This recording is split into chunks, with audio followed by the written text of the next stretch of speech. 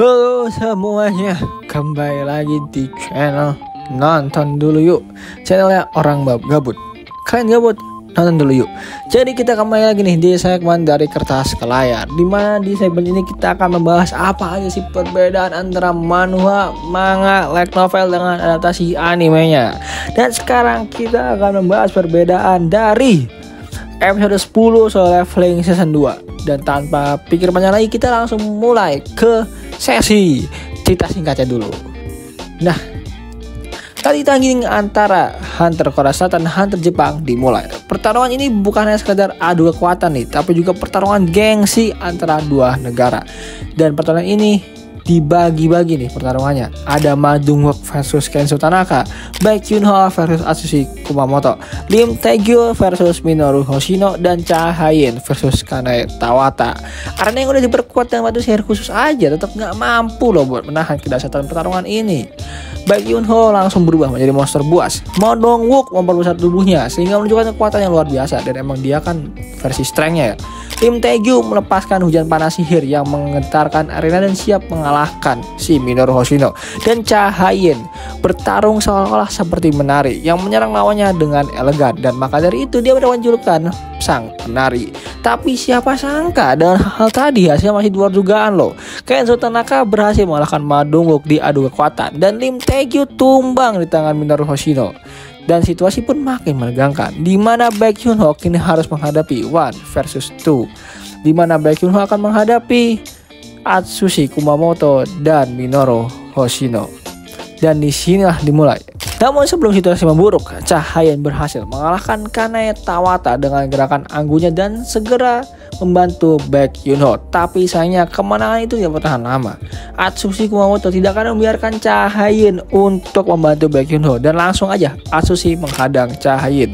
Dan pas Cha Ha-yin pun menyerang Atsushi dengan serangan refleksnya, tanpa Cha Ha-yin sadari, Atsushi langsung mengeluarkan aura membunuhnya begitu besar yang langsung membuat kaget para hunter rank S dari Jepang. Dan karena aura membunuh Atsushi Kumamoto yang begitu besar, Sung Jin-woo pun gak bisa tinggal diam. Dimana saat melihat calon istri dalam bahaya, Jin-woo langsung lompat dan turun tangan untuk menahan serangan Atsushi dengan satu tangan. Dan saat inilah Goto Ryuji, hunter rank S nomor 1 di Jepang, langsung menunjukkan ketertarikan kepada Sung Jin-woo, yang dimana dia bisa menahan serangan Atsushi Kumamoto yang basicnya Sung Jin-woo adalah seorang mage. Dan karena inilah Goto Ryuji pun menantang Sung Jin-woo untuk duel karena dia penasaran dengan Sung Jin-woo sendiri. Pertarungan antar hunter rank S nomor 1 di Jepang versus hunter rank S ke-10 Korea Selatan akan segera dimulai. Sebuah duel yang tidak ada yang berani untuk hadang mereka satu sama lain, dan akhirnya semua hunter pun menyaksikan pertarungan antara hunter terkuat dari masing-masing negara ini. Tanpa basa-basi, keduanya langsung bertarung dengan kekuatan penuh. Serangan demi serangan menghantam udara. Arena latihan bergetar akibat benturan kekuatan mereka. Meskipun Goto Ryuji mengeluarkan seluruh kemampuannya, Sung Jin-woo tetap bisa menahan serangannya dengan mudah. Bahkan beberapa serangan pun bisa dihindari dengan gampangnya, sehingga membuat Goto Ryuji pun merasa kesal.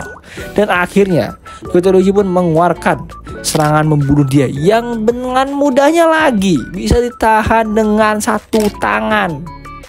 Memang Sung Jin-woo ini bukan hunter main-main ya guys. Dan akhirnya keduanya bersiap untuk melakukan final blow, yang dimana pukulan ini akan menentukan siapa pemenang dari pertarungan ini. Namun sebelum mereka saling menghantam, rekan-rekan mereka ini buru-buru menghentikan pertarungan ini, karena kan rekan-rekannya tahu jika pertarungan ini dilanjutkan akan memberikan dampak yang buruk untuk kedua belah pihak dan juga akan menghancurkan isi dari arenanya. Dan akhirnya pertarungan ini pun dihentikan. Kita mengetahui pemenangnya siapa.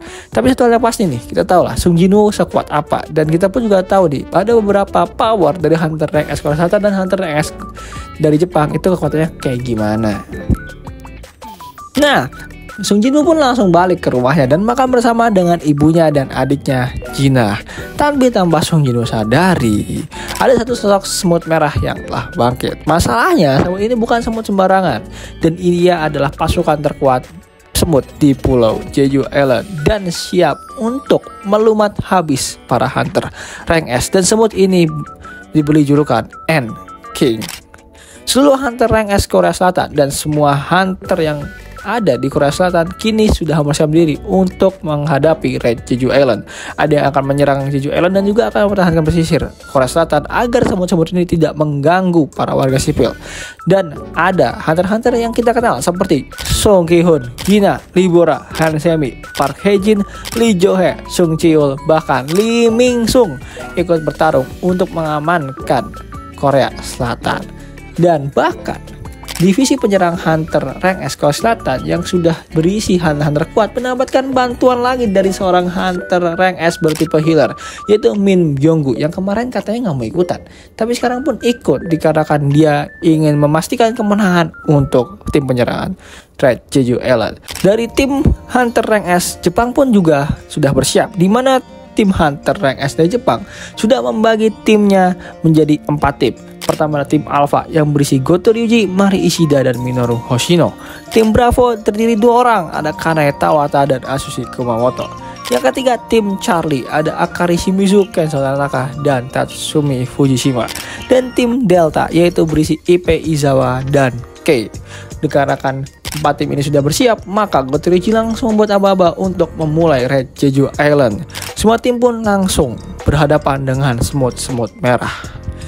Gak luput juga tim Korea Selatan yang langsung menuju ke tempat ratu semut itu tinggal, di mana mereka dihalangi oleh para bawahan ratu semut. Dan disinilah kemampuan Choi Jong-in dikeluarkan, tempat seorang strongest hunter untuk mengamalkan kekuatannya diberikan oleh sang semut, di mana Choi Jong-in langsung mengeluarkan semua spell apinya dan membantai semua semut tanpa tersisa. Dan begitu juga dengan hunter dari Jepang, mereka nggak punya kesulitan sedikit pun untuk mengalahkan para semut yang menghadang mereka. Dan akhirnya hunter Korea Selatan pun sudah siap turun dan siap mencari keberadaan dari ratu semutnya yang dipandu oleh Choi Jong-in. Namun tanpa mereka sadari, sosok mengerikan pun telah tiba. N-King, raja semut yang akan menjadi mimpi buruk bagi mereka semua. Dan komandan dari N-King yang pertama adalah Akari Shimizu. Dan sepertinya tim Charlie akan berhadapan dengan mimpi buruk mereka saat ini. Dan disinilah episode 10 Hololive Nation 2 berakhir. Dan episode 10 soal episode 2 ini merupakan adaptasi dari chapter 92 hingga ke chapter 96. Jadi ada apa aja sih perbedaan antara manhwa dengan anime Solo Leveling ini? Jadi langsung aja kita bahas. Yang pertama, jelas ya, cara Sung Jinwoo menahan serangan Atsushi Kumamoto untuk melindungi calon istrinya Cha Hae-in. Yang dimana seharusnya jika Sung Jinwoo menahan Atsushi Kumamoto dengan posisi Atsushi itu sedang menendang Cha Hae-in, itu akan menambah unsur ya bilang kengerian dari Atsushi Kumamoto itu sendiri dibandingkan dengan nahan pas lagi Atsushi mukul si Cha Hae-in. Ya agak kurang brutal aja, padahal kan kita tahu sendiri Atsushi Kumamoto ketika dalam mode berserknya itu kan digambarkan bahwa dia nyerang pun nggak tahu mana kawan, nggak tahu mana lawan, dia nyerang yang brutal aja. Makanya ketika Sung Jinwoo nahan Atsushi Kumamoto yang menendang Cha Hae-in, kalau itu diadaptasi maka akan menambah kengerian dari Atsushi Kumamoto dan kita pun akan lebih takjub dengan Sung Jinwoo itu sendiri. Lalu yang kedua, Sung Jinwoo menahan serangan Goto Ryuji, di mana di manhwanya digambarkan lebih keren coy. Berarti gini kita bisa ngeliat ya, Sung Jinwoo tuh dingin banget, tatapannya real dingin kayak seolah-olah kayak lu siapa bos, malu hunter rank S sama di Jepang juga lu, gua nggak peduli sama lu, gua lebih kuat dari lu. Tapi digambarkan kayak cuma ya nahan biasa aja di animenya. Ya mungkin kalian beberapa dari kalian tidak tahu lah ini risetnya kenapa, cuma ya bagi gue ini sayang aja sih, harus bisa digambarkan lebih baik lagi. Lalu yang ketiga, Goto Ryuji kena mental sama Sung Jinwoo, padahal kepukul aja juga belum. Ini 2 panel penting yang akan gue mention, dan dimana panel ini adalah panel yang sangat penting sebenarnya di animenya, dan gue pun suka dengan poin ini. Dimana panel pertama itu ketika Sung Jinwoo memukul si Goto Ryuji yang akhirnya ya ditahan oleh teman-temannya, padahal belum kepukul. Goto Ryuji ada kena mental tuh, itu satu. Terus yang kedua, panel Goto Ryuji ketakutan, berpikir bahwa dia sudah melemah dikarenakan dia melihat kematian dari cara Sung Jinwoo ingin memukul dirinya sendiri. Dan kita dari ini bisa ngeliat nih, seorang hunter rank S nomor 1 di Jepang bisa merasakan ketakutan akan kematian yang diberikan oleh Sung Jinwoo. Itu ya menggambarkan, tau gak apa? titisan Shadow Monarch coy. Monarch of Death itu udah mulai muncul tuh bibit-bibitnya tuh di Sung Jinwoo. Tapi ya nggak ada scene-nya. Ya kita mungkin tahu kenapa lah ya. Lalu yang keempat, berita Sung Jinwoo tidak mengikuti Raid Jeju Island. Di mana? Di manhwanya. Ini diceritakan ketika Baek Hyun Ho sedang memikirkan gimana sih caranya kalau misalkan Sung Jinwoo join ke hunter dia, yaitu Guild White Tiger. Atau ya apa aja sih yang harus dikeluarkan untuk menjadikan Sung Jinwoo seorang hunter Guild White Tiger. Pas dia lagi mikir berkhayal, tiba-tiba dapat notifikasi, yaitu Sung Jinwoo gak ikut Raid Jeju Island. Ini ya agak apes lah buat Baek Hyun Ho and the gang gitu. Bahkan Sung Jinwoo mungkin bisa isi win gitu ya. Lalu yang kelima, munculnya Reiji Sugimoto, wakil ketua Guild Draw Sword, untuk jadi tempat curhatnya Goto Ryuji. Jadi setelah Goto Ryuji bertarung dengan Sung Jinwoo padahal mah mukul juga belum, si Goto Ryuji ini curhat ke Reiji Sugimoto, wakil ketua dari Guild Draw Sword, di mana dia menceritakan bahwa ada loh hunter menarik dari sisinya Korea Selatan, yaitu Sung Jinwoo yang dimaksud. Jadi dia di sini kayak agak curhat gitu loh, apa aja sih yang dia udah alamin di Korea Selatan selama dia juga lagi tanding bersama hunter Korea Selatan. Namanya juga wakil ketua gitu kan. Salah satu job dia adalah menjadi pendengar yang baik untuk ketuanya. Lalu keenam, Jinho mengajak Sung Jinwoo ke kantor milik mereka, di mana mereka pun sudah berencana untuk membuat guild baru bernama Ahjin. Kita tahu lah guildnya namanya apa. Dah, di mana si Junho juga menceritakan bahwa jika ingin membuat guild, mereka setidaknya butuh hunter ketiga, butuh 3 anggota, yang dimana kita pun tahu anggota ketiganya siapa nantinya. Meskipun ya Sung Jinwoo bukan 1 orang itu hitungannya ya, 1 army lebih itu ya. Nah yang ketujuh, Sung Jinwoo menyelamatkan 1 orang warga dan membiarkan Shadow-nya untuk menghajar sang penjahat. Dimana kita tahu ya dari episode sebelumnya, Sung Jinwoo tuh udah mulai kayak seolah-olah abdi mas itu. Dia ngirim semua Shadow-nya untuk berpatroli di sekitar rumahnya. Dan di sini Sung Jinwoo pun sadar bahwa ada seorang warga yang sedang berada dalam bahaya.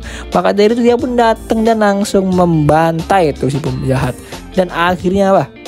Penjahatnya di finish, diselesaikan oleh hunter yang siap melumat itu penjahat. Ini real, gue bingung coy, siapa penjahatnya tuh gue bingung. Kalau udah Sung Jinwoo ketemu penjahat kayak gitu gue bingung siapa penjahatnya. Masalahnya Sung Jinwoo lebih kejam. Emang dasar nih orang.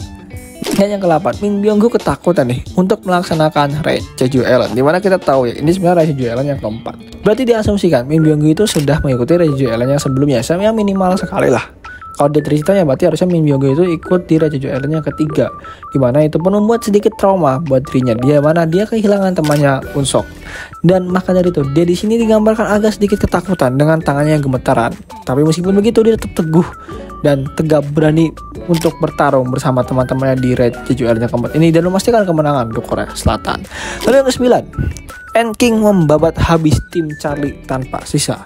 Kalau di animenya kita cuma ngeliat N-King baru ngelawan Akari Shimizu, tapi di manhwanya itu sebenarnya tim Charlie udah habis total. Akari Shimizu udah kalah.